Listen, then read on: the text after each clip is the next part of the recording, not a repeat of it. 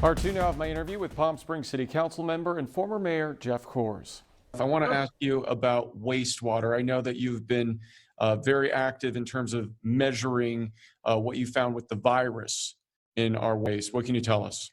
Well, as you probably remember, we've talked about this before, it really skyrocketed over 1,000 times after Thanksgiving. So, as we entered December, we were estimating 6,000 cases right here in Palm Springs between people who live or work here. We did test on Monday and Tuesdays, as well as some visitors as well. But even during the close down, those numbers skyrocketed at first, which made sense why the close down had to happen. But we see them steadily decrease, and they decreased again this last week. And we've probably gone from over 6,000 estimated cases here to just above 2,000. So we're continuing to see this drop, and we need to continue that. So as businesses get to reopen, we're allowed to see a few friends at a time outside. It's so important everyone stays vigilant and safe and distant and follows the rules when they're at a restaurant or in a store, because we need these numbers to stay down. That's how we're going to keep our businesses open and be able to resume our lives. So as the vaccine is rolling out and starting to roll out faster, which we're grateful for, it's really important that we follow these rules and see those numbers decrease. And if we see them increase, we're going to let the community know so people know they have to be even extra careful.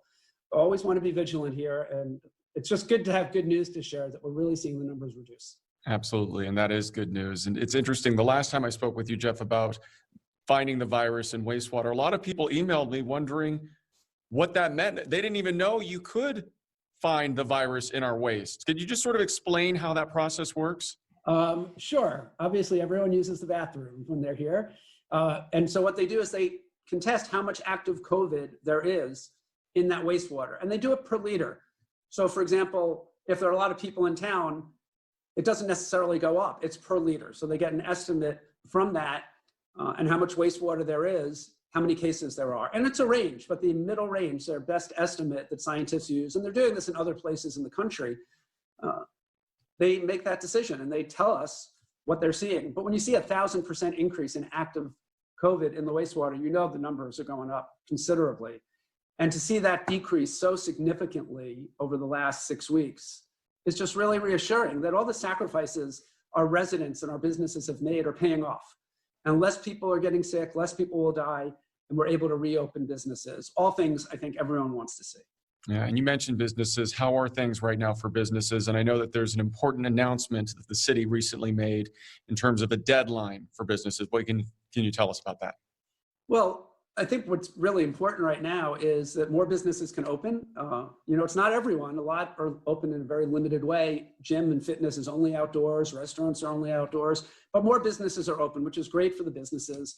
And it's great for people who want to get out and eat safely outside at a restaurant or go to a retail store that has reduced capacity. You don't want to linger for hours. You want to go, but get back to some sense of a normal life. The city does have a new $1 million grant program, $10,000 grants that people are starting to apply for. It's not first come, first serve, but we want people to apply so we can evaluate and make changes in the program based on the need.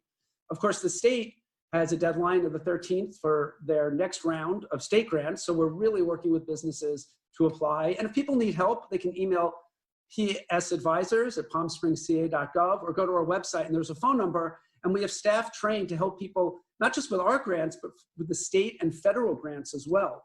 Because we want our businesses to have access to every source of funding they can get. So our staff is trained. We have accounting firms that we're paying on call to help people fill out the paperwork if they need that help, really small businesses that don't have the bandwidth, because we want everyone to succeed. All right, Geoff, we appreciate your time. Thanks so much for joining us. Great, thanks for having me, Peter.